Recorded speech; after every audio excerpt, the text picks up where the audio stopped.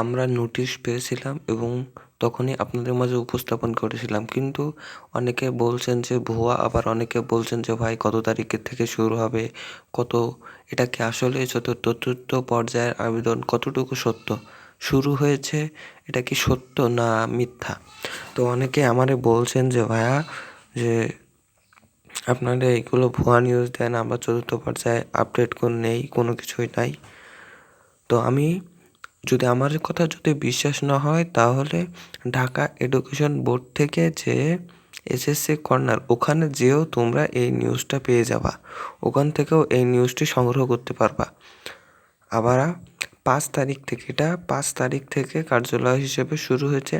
School college খোলার নির্দেশনা না থাকলেও কলেজে ভর্তি হওয়ার আবেদনটি আবারও চতুর্থ পর্যায়ে 5 তারিখ থেকে শুরু হয়েছে। যারা একাদশ শ্রেণীতে কলেজে ভর্তি হতে চাচ্ছেন, এখন কলেজে ভর্তি হতে পারেননি, তাদের আবার একটু সুযোগ দিয়েছে চতুর্থ পর্যায়ে আবেদন করার জন্য।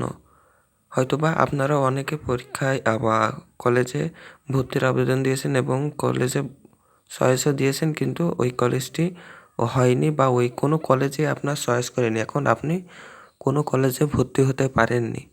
তো সেই জন্য আবার চতুর্থ পর্যায়ে আবেদন শুরু হয়েছে। আমি আবারও বলি, 5 তারিখ থেকে চতুর্থ পর্যায়ে আবেদন শুরু হয়েছে। আপনারা আবার আবেদন করতে পারবেন। কম্পিউটার দোকানে যেয়ে আপনাদের আবেদনটি করতে হবে।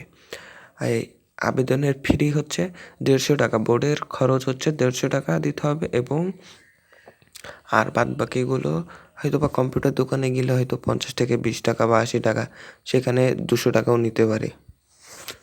ঠিক আছে? তো যাদের এই মনে কনফিউজ ছিল, এই কনফিউজটা দূর করার জন্য আজকে ভিডিওটি করা ছিল।